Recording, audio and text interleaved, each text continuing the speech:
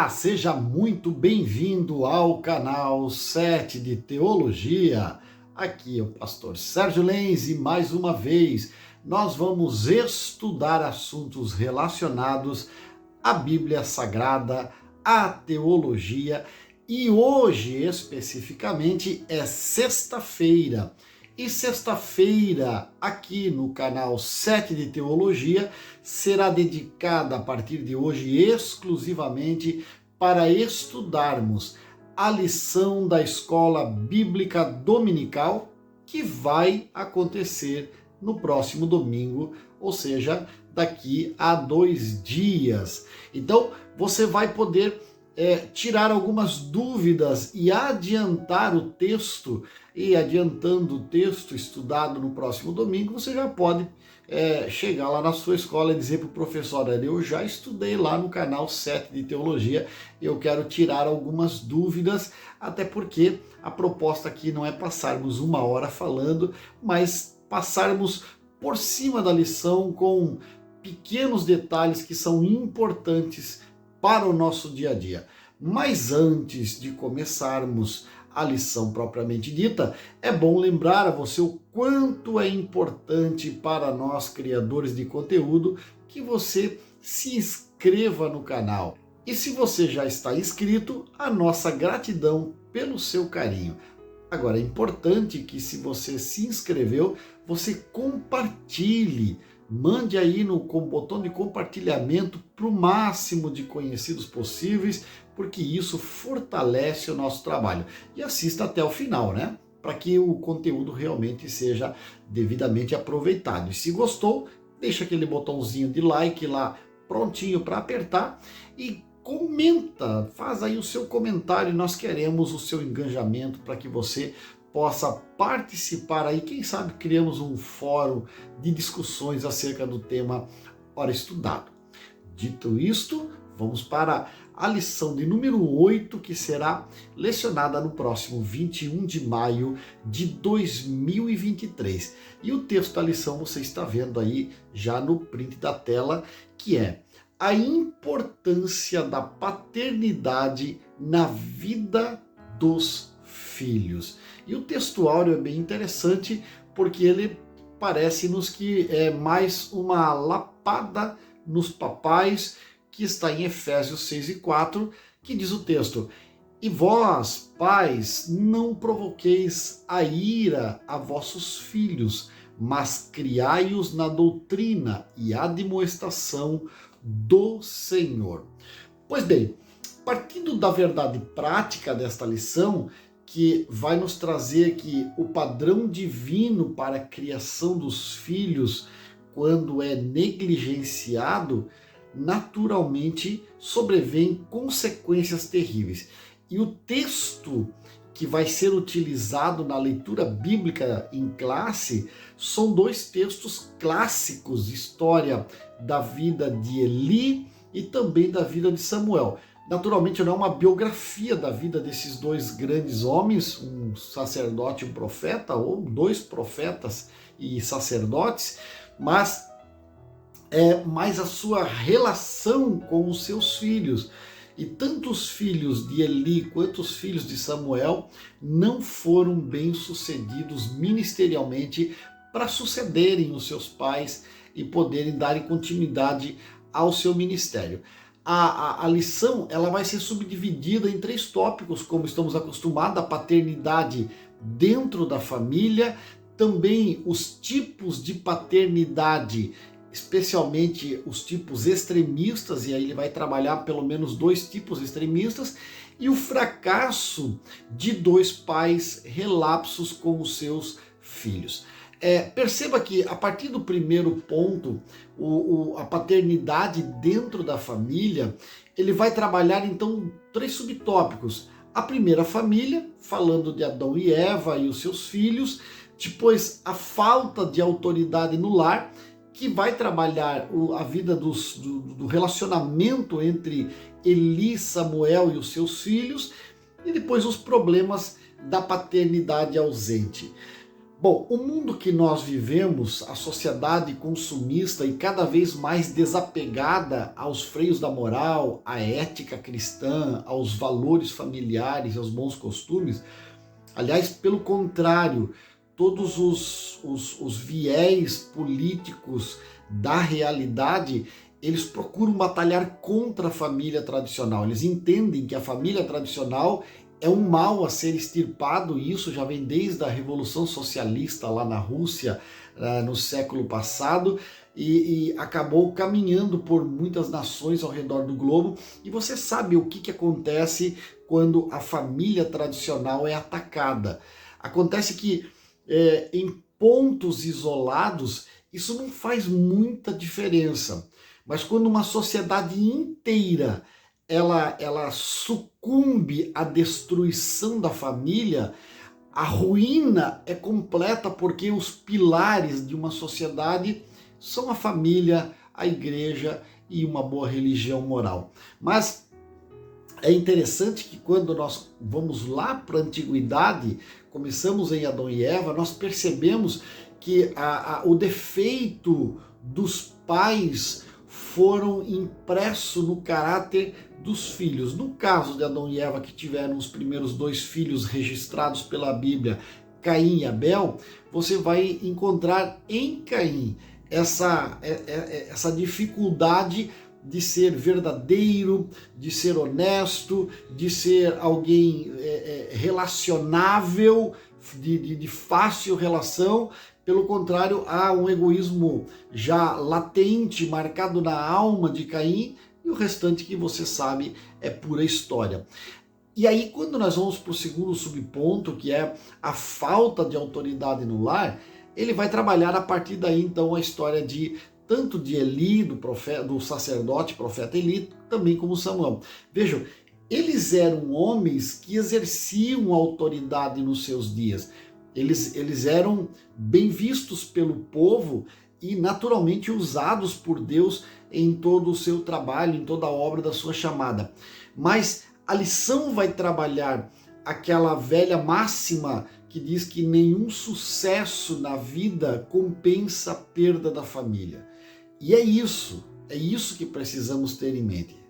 Precisamos pensar que é muito bom alcançarmos o sucesso, e principalmente aí a partir dos 25, dos 30 anos, profissionalmente um homem começa a entrar para a fase da maturidade, e até os 40, 50 anos ele então está se estabelecendo, amalgamando o seu profissionalismo, e naturalmente ele vai colher os frutos, porque quem planta colhe. Isso é a máxima desse mundo, dessa terra. Plantou, colheu. E se ele plantou um trabalho duro, honesto, decente, naturalmente ele vai colher. E lá na frente, o que acaba acontecendo é que, para que esse sucesso, esse resultado viesse realmente com ênfase, uma das coisas mais terríveis aconteceu ao longo desses anos. Este homem teve filhos, e estes filhos foram negligenciados, deixados por conta de uma escola que hoje está alinhada com valores de cunho esquerdistas, ruins, que não tem projeto para a família, não para a família tradicional como a conhecemos. A ideia é uma família de inclusão, mas moralmente questionável, né? Então não vamos entrar nos detalhes disso, mas cada um tem a sua opinião formada. O importante é que nós tenhamos a ideia aqui, é que no momento em que Eli e Samuel conquistam o tão sonhado sucesso, eles olham para trás e veem que os seus filhos não foram devidamente instruídos para viver uma vida à altura da sua chamada. E naturalmente você vai encontrar aí os resultados funestos nas páginas da Bíblia. Então, os problemas de uma paternidade ausente, por mais que esta geração, esta sociedade, setores que discutem comportamento social, setores antropológicos das nossas universidades e também dos nossos filósofos discutam dizendo a paternidade é uma coisa lá do passado, da família patriarcal, que é ruim, esse negócio de homem sobre a mulher, de o homem que manda e a mulher que se submete, isso aí é uma coisa ultrapassada, a mulher tem os seus direitos. A Bíblia nunca disse que mulher não tinha direito, muito pelo contrário. A Bíblia exalta as mulheres, o trabalho das mulheres. Muitas mulheres na Bíblia são elevadas ao padrão de líderes, profetas, guerreiras e instrutoras da verdade. Inclusive as mulheres na família patriarcal lá do passado, aquela família machista, as mulheres tinham a doce tarefa de passar para a nova geração todo o conhecimento da geração anterior. Então isso é um privilégio. E o que ficava para o homem, este ser superior, ele era o guarda-chuva que protegia todo o trabalho da mulher. Você sabe que não existe nenhum tipo de competição que seja igual entre homens e mulheres, não na força física, na força bruta, na força emocional. É muito mais forte emocionalmente, muito mais forte na força física, e isso é biológico, não adianta discutir. A mulher ela tem a sua força e o seu local de trabalho, e tem o seu local de colocação na sociedade, basta ela conquistar. Nós nunca discutimos, nós não somos a favor de cotas para A ou B, porque entendemos que o gênero é humano, e como gênero humano, machos e fêmeas têm o seu lugar, basta conquistá-lo. Isso é a verdade. Mas fato é que o pai, dentro do papel da família, é aquela figura masculina de referência, de força, de brutalidade, de proteção, de cuidado, de sair para enfrentar um leão na selva, mas voltar com a caça para colocar o alimento da mesa. Sabemos que muitas mulheres hoje fazem esse papel de pai e mãe, porque pais omissos, pais banana, pais que fugiram, pais que não existem, pais que morreram, pais que desapareceram, não importa.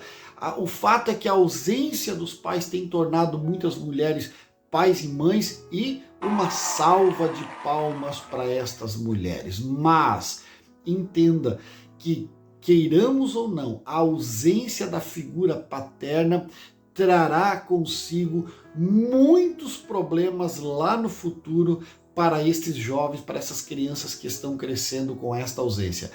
Eles vão ser superados, naturalmente o ser humano tem uma capacidade inata de superar desafios e propostas ruins que vêm no seu caminho, mas é um problema que poderia tranquilamente ser evitado. Ponto 2 da lição, os tipos de paternidade extremista. E a nossa lição vai trabalhar dois tipos que são realmente figuras sui generis. A primeira delas é a paternidade autoritária. Claro, um pai autoritário, um pai que é arbitrário, ele coloca os filhos como autômatos, como robôs, como pendrives programáveis. Eu coloco o que eu quero lá dentro, ele faz do jeito que eu quero, e ele esquece uma verdade de que os filhos são estranhos, que Deus concedeu aos pais, e pertencem ao mesmo grupo sanguíneo dos pais, mas que quando crescerem farão aquilo que lhes der na sua cachola, na sua orientação. Então, muitas vezes, essa relação pais e filhos, ela é quebrada de uma maneira brutal e traumática. Por quê?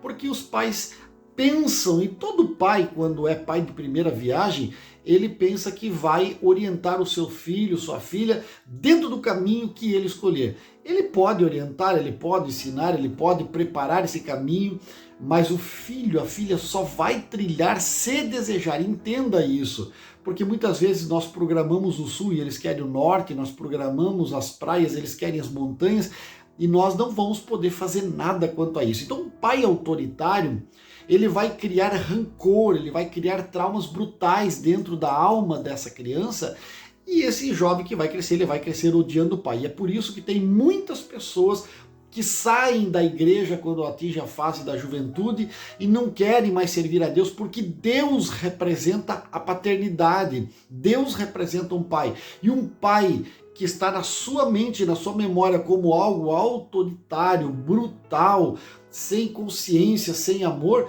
não pode ser adorado. E esse Deus, então, é deixado de lado. Essa pessoa não quer nunca mais voltar atrás.